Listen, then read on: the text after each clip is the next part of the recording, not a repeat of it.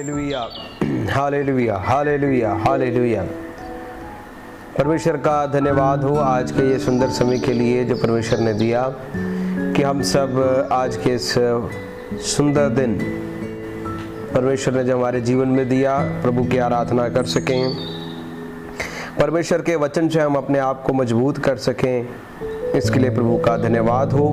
वचन में जाने से पहले आए हम अपनी आंखों को बंद करें और छोटी सी प्रार्थना करें। हमारे स्वर्गीय पिता, हम आपका धन्यवाद और आपकी स्तुति करते हैं आज के ये सुंदर समय के लिए जो आपने हमारे जीवन में दिया कि प्रभु जी हम तेरी आराधना कर सकें। तेरे वचन में लिखा है मृतक तेरी आराधना तेरी स्तुति नहीं कर सकते, पर हम जो जीवित हैं हम यहोवा की स्तुति करेंगे।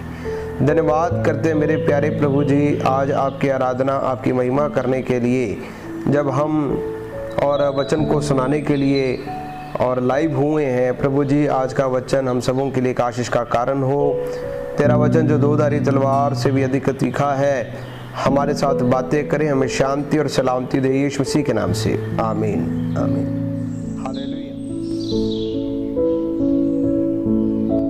आए हम वचन की ओर, परमेश्वर के वचन की ओर ध्यान देंगे। पिछले 2-3 दिनों से अमृतसर शहर में घूमते फिरते मैंने इस बात को महसूस किया कि लॉकडाउन में थोड़ी सी छूट जब हमारे निवासियों को मिला है तो उसके मुताबिक मैंने सोचा कि आज का वचन हम थोड़ा सा सुने। जैसे थोड़ा सा छूट मिला है और लोगों को काम कारोबार करने का थोड़ा सा रास्ता खुला है, तो एक नई शुरुआत परमेश्वर हमारे जीवनों में दे रहा है। एक नई शुरुआत और आने वाले दिनों में भी परमेश्वर देगा जैसे जैसे लॉकडाउन खुलता रहेगा। हम प्रार्थना करते हैं कि आपके और मेरे जीवन के लिए नया चैलेंजेस, नई चुनौतियों के साथ हम इसमें प्रवेश करने जा रहे हैं। ये कलीसिया के लिए भी एक बहुत बड़ा चैलेंजिंग एक समय है, चुनौती भरा समय है। हमें नहीं पता कि आगे हम कैसे कैसे आराधना स्थल में इकट्ठे होंगे, परंतु एक बात मैं ज़रूर बताना चाहता हूँ, हम परमेश्वर की आराधना ज़रूर करेंगे। वो कैसे भी रीति से हो, हम चुनौतियों का सामना करने के लिए तैयार हैं और उसके अनुसार हम अपने आप को ढालेंगे और कोई ना कोई रास्ते ज़रूर खोलेंगे कि हम एक साथ मिलकर परमेश्वर की आराधना हम कर सकें। हालेलुया।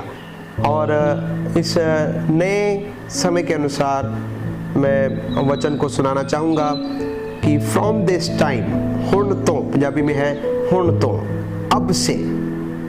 अब से वचन में कहाँ लिखा है कि अब से, और फ्रॉम दिस टाइम परमेश्वर इन दिनों में अब से परमेश्वर हमारी कैसी अगुवाई करेगा, कैसी आशीष देगा, उन सारी बातों को हम सीखने के लिए जा रहे हैं। आए हम पढ़ेंगे भजन संहिता 113 और उसका दूसरा वचन, Psalms 113 verse 2।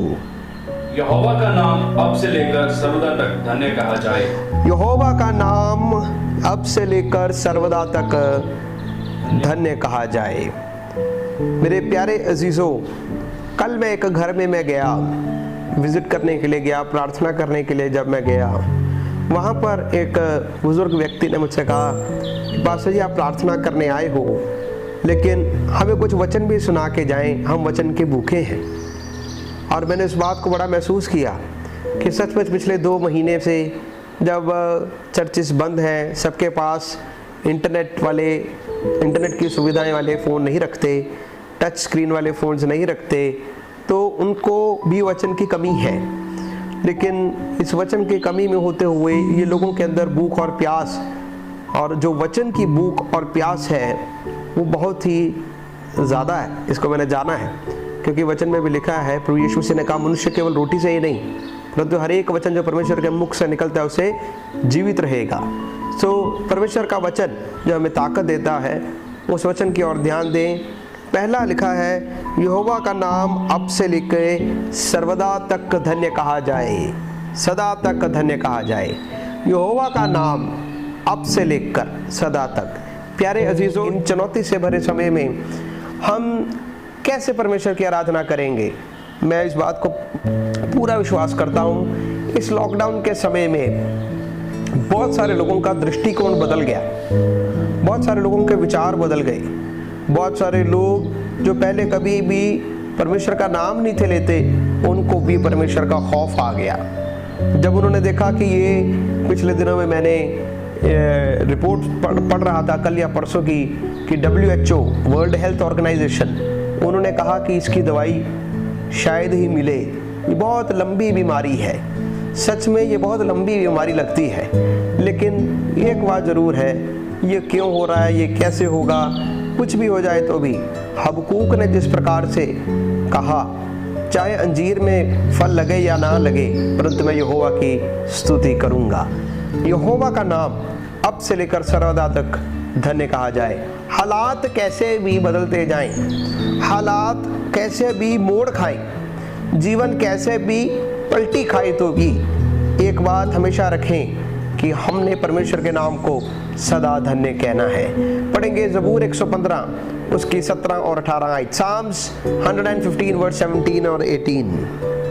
मृतक जितने चुपचाप पड़े हैं वे तो या की स्तुति नहीं कर सकते, परंतु हम लोग या को अब से लेकर सर्वदा तक धन्य कहते रहेंगे।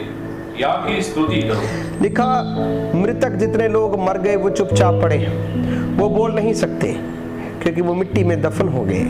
आप उनसे बातें भी करो तो भी वो आपको ना तो बुला सकते हैं, ना आपको आवाज़ दे सकते हैं। लेकिन वचन कहता है वो यहोवा की स्तुति भी नहीं कर सकते, परंतु हम लोग जो जीवित हैं यहोवा के नाम की स्तुति अब से लेकर सर्वदा तक धन्य कहते रहेंगे। प्यारे अजीजों, परमेश्वर का वचन कहता है परमेश्वर की करुणा हर सुबह नई होती जाती है। हर सुबह परमेश्वर अपने नए फजल से हमें उठाता है। जब एक बंदा रात को सोता है उसे कोई उम्मीद नहीं होती कि अगले सुबह मैं उठूंगा, किसी को कोई उम्मीद नहीं है। ये उसी प्रकार है, रोज रात को मरता है और रोज सुबह जिंदा होता है। लेकिन परमेश्वर का वचन कहता है अगर परमेश्वर ने आपके जीवनों में एक नया दिन दिखाया है, आज का दिन एक नया दिन आपके जीवन में दिखाया है, तो हम सबसे पहले क्या करें? यहोवा के नाम की स्तुति करें, क्योंकि जो मर गए, जो मृतक है वो चुपचाप पड़े, वो बोल नहीं सकते। तो आए हम अपने घरों के अंदर रहते हुए परमेश्वर के नाम को धन्य कहें। खुदा तू जिंदा परमेश्वर है और तूने हमें भी जीवितों की पृथ्वी के ऊपर जिंदा रखा ताकि हम तेरी भलाई को देख सकें। अगर आज तक आप और मैं जीवित हैं, ये परमेश्वर की एक भलाई है और खुदा की भलाई को देखने के लिए खुदा ने जिंदा रखा है। हम पढ़ें पहला कुरिन्थियों 10 अध्याय और उसका 31वां वचन पढ़ेंगे। 1 Corinthians chapter 10 verse 31। इसलिए तुम चाहे खाओ, चाहे पियो, चाहे जो कुछ करो, सब कुछ परमेश्वर की महिमा के लिए करो। लिखा, इसलिए चाहे तुम खाओ या पियो, तुम जो कुछ भी करते हो यहोवा की महिमा के लिए करो।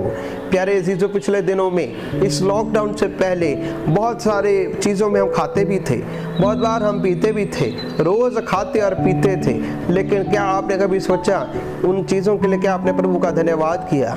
बहुत सारे लोगों के मेज के ऊपर खाना नहीं, लेकिन परमेश्वर ने आपकी मेज के ऊपर खाना दिया। क्या बहुत सारे लोगों के पास जाने आने के साधन नहीं, परमेश्वर ने आपको साधन दिए। क्या इन बातों के लिए आप परमेश्वर के नाम को धन्य कहेंगे?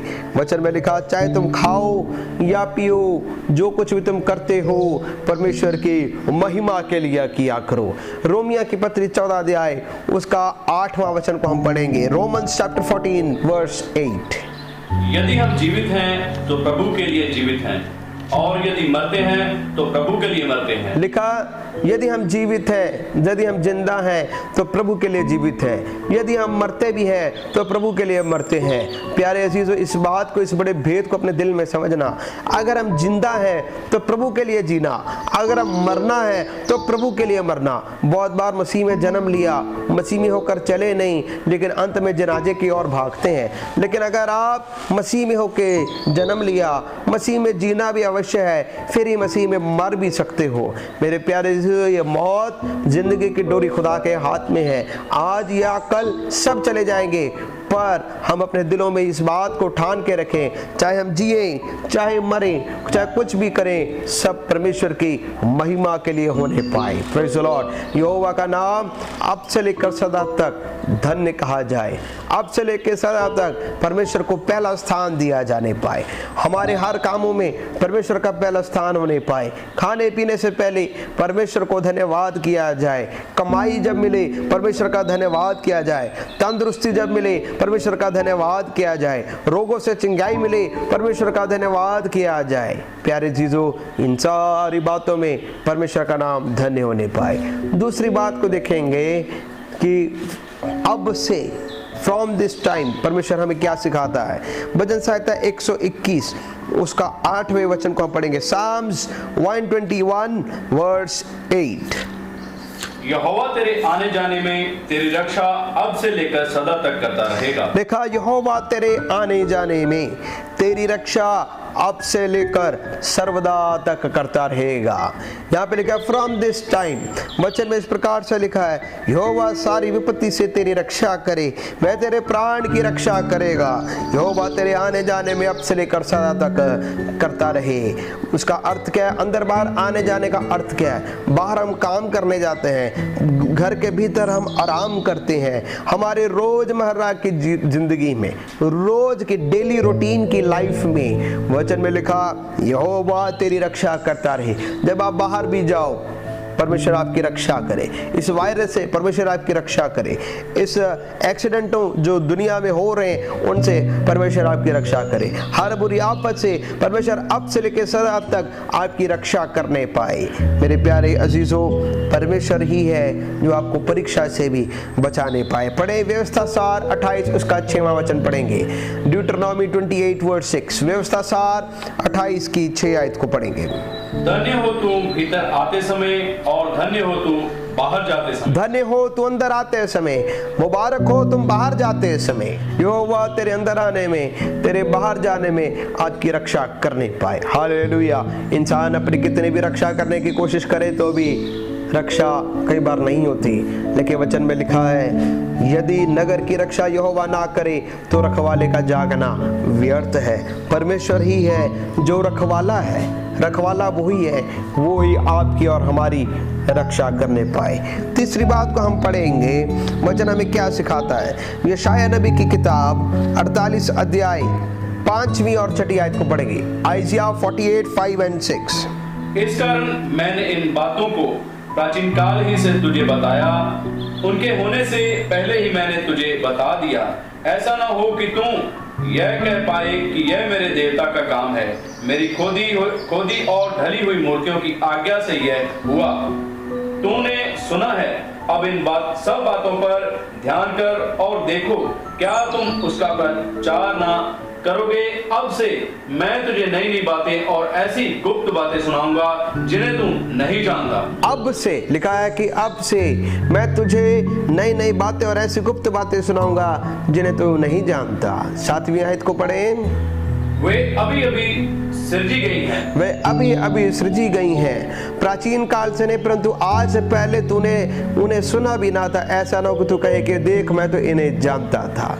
प्यारे अजीजों, वचन के अनुसार I am going to make you to hear new things. परमेश्वर नई नई बातों को हमें सिखाने जा रहा है। इस लॉकडाउन के बाद या इस लॉकडाउन में आपने कुछ नई नई बातों को देखा, आपने परमेश्वर के जलाली हाथों को देखा। वचन कह रहा है इन सब बातों पर ध्यान कर, देख क्या तुम उसका प्रचार ना करोगे। अब से मैं तुमसे नई नई बातें और ऐसी गुप्त बातें सिखाऊंगा जिन्हें तू नहीं जानता। इन दिनों में बीते लगभग 2 महीने के अंदर अंदर हमने बहुत सारी नई नई बातों को सुना जिसके बारे में कभी सोचा भी नहीं था। आपने और मैंने कभी सोचा नहीं था कि इस 2-3 महीने के अंदर अंदर सारी दुनिया एक साथ रुक जाएगी। सबकी रफ्तार एक साथ रुक जाएगी। बहुत सारी बीमारियां निकली, किसी देश में आई, वो उसी देश में सीमित होकर रह गई। जैसे अफ्रीका में इबोला नामक एक बीमारी कुछ साल पहले इबोला नामक एक बीमारी निकली थी, लेकिन वो अफ्रीका तक ही सीमित रह गया, उसके बाहर फैला नहीं, वो वहां पर सीमित हो गया। लेकिन हमने ऐसा कभी भी नहीं सुना था कि ये वायरस 2-3 महीने के अंदर अंदर पूरे दुनिया के अंदर ऐसा प्रभाव डालेगा कि सारी दुनिया एकदम खड़ी हो जाएगी। मेरे प्यारे अजीजों, लेकिन इन दिनों में भी परमेश्वर हमें कुछ सिखा रहा था, कुछ नई नई बातों को सिखा रहा था। परमेश्वर के कामों को देखने के लिए, परमेश्वर की ओर मुड़ने के लिए, अपने जीवन को खुदा के अधीन करने के लिए परमेश्वर हमें कुछ नई नई बातों को सिखा रहा था। वचन में लिखा वो अभी अभी सृजी गई हैं, प्राचीन काल से नहीं, परंतु आज से पहले तो उन्होंने कभी नहीं सुना था। ऐसा तू कहे कि देख मैं तो इन्हें पहले से जानता था। मेरे प्यारे अजीजों, हमें इन दिनों में यही जानना कि परमेश्वर आपसे और मुझसे कौन सी नई नई बातों को सिखा रहा है, कौन सी बातों को वो सिखाना चाहता है, कौन से तरीके को खुदा बदलना चाहता है। परमेश्वर आपको और मुझे नई बातों को सिखाना चाहता है। Hallelujah, hallelujah. आखिरी बात हम पढ़ेंगे हग्गई की किताब 2 बाब उसकी 17, 18 और 19 आयत। The book of Haggai chapter 2 verse 17 to 19। मैंने तुम्हारी सारी खेती को लू और गिरोई और ओलों से मारा, तो भी तुम मेरी ओर ना फिरे। यहोवा की यही वाणी है। अब सोच विचार करो कि आज से पहले अर्थात जिस दिन यहोवा के मंदिर की नींव डाली गई, उस दिन से लेकर 9वें महीने के इसी 24वें दिन तक क्या दशा थी। इसका सोच विचार करो। क्या अब तक बीज खते में है? अब तक दाखलता और अंजीर और अनार और जैतून के वृक्ष नहीं फले, परंतु आज के दिन से मैं तुमको आशीष देता रहूंगा। बस यहाँ पर इस प्रकार से लिखा, परमेश्वर का नबी हग्गई अपने लोगों को कहता है, 15 आयत से इस प्रकार से लिखा, अब सोच विचार करो कि आज से पहले अर्थात जब यहोवा के मंदिर में पत्थर पर पत्थर रखा ही नहीं गया था, उन दिनों में जब कोई अन्न के 20 नपों की आशा रखता था उससे सिर्फ 10 ही निकलते थे। दाखरस के 50 बर्तन की आस रखता था परंतु उसमें से 20 ही निकलते थे। उसका मतलब इन दिनों से पहले अन्न भी था, दाखरस भी था, लेकिन आशीष नहीं थी। लेकिन इस लॉकडाउन के दौरान परमेश्वर आपको कौन सी कमियां सिखा रहा था? परमेश्वर आपको कौन सी बातों को सिखा रहा था? परमेश्वर सिखा रहा था कि देख, आज से पहले तुम्हारे हालात कैसे, तुम कैसे जी रहे थे, लेकिन अब से जब परमेश्वर के भवन की नींव रखी गई, या जब से तुमने इन दिनों में अपने आप को परमेश्वर के अधीन किया, इन दिनों में जब आपने स्वर्गीय दर्शन की खोज की और उसके चावंद हुए, प्रार्थना में मजबूत हुए, अपने कमियों घटियों को प्रभु के आगे रखते हुए अपने आप को अधीन किया, इसके बाद लिखा है, देखो सोच विचार करो, आज से पहले अर्थात जिस दिन यहोवा के मंदिर की नींव डाली गई उस दिन से लेकर 9वें महीने के इसी 24वें दिन तक क्या दशा थी। इसका सोच विचार करो। क्या अब तक बीज खेत में है, खत्ते में है? क्या अब तक दाखलत और अंजीर और अनार और जैतून के वृक्ष नहीं फले? परंतु आज के दिन से, अब से मैं तुमको आशीष दूंगा। परमेश्वर का वचन कह रहा है, इतने दिनों तक जो कुछ हुआ, इतने सालों तक जो कुछ हुआ, उसका तुमने सोच विचार किया या नहीं? कैसे हालात रहे, क्या आपने इसका सोच विचार किया या नहीं? परंतु अब से, जब से आपने अपने आप को प्रभु के अधीन किया, अब से तुम्हारे खेतों में, तुम्हारे अन्न में, तुम्हारे दाख मधु में, तुम्हारे हाथों के कामों में परमेश्वर तुम्हें आशीष देगा। प्यारे प्रभु, मेरे प्यारे अजीजों, ये बड़ा चुनौती भरा समय हमारे सामने आया है, लेकिन अब से परमेश्वर का नाम धन्य कहलाने पाए, अब से परमेश्वर तुम्हारी रक्षा करने पाए, अब से परमेश्वर तुम्हें नई नई बातें सिखाने पाए, अब से परमेश्वर तुम्हें हर एक चीज में आशीष देने पाए। मई 17 के बाद लॉकडाउन कैसे खुलेगा हमें मालूम नहीं, क्या हालातों में परिवर्तन आएगा हमें पता नहीं, परंतु इस आस के साथ हमारा भविष्य परमेश्वर के हाथों में है। जो कुछ खुदा सिखाना चाहता था हमें सिखा रहा है। खुदा की आशीष हमारे साथ, आपके साथ सदा बनी रहे। आए हम अपनी आंखों को बंद करें, छोटी सी प्रार्थना करें। हमारे स्वर्गीय पिता, हम आपका धन्यवाद और आपकी स्तुति करते हैं। तेरा वचन दोधारी तलवार सी वेदिक तीखा, हमें आशीष देने वाला परमेश्वर का वचन है। अब से यहोवा का नाम मुबारक कहने पाए। बहुत बार हम खाते पीते समय दुनिया में रहते हुए तेरे नाम को धन्य नहीं कहा, लेकिन तेरा वचन हमें सिखाया अब से यहोवा का नाम धन्य कहने पाए। आपके लोग जब अंदर बाहर आते जाते आप उनकी रक्षा कीजिए, अब से उनकी रखवाले बने, अब से आप उन्हें आशीष दें, नई नई बातों को आप सिखाएं, हमारे कान आपके आत्मा की बातों की और सेंसिटिव और संवेदनशील बने रहें। तारीफ करते हैं ये वचन सुनने वाले सभी प्रियजनों को बड़ा आशीष का कारण बनने पाए।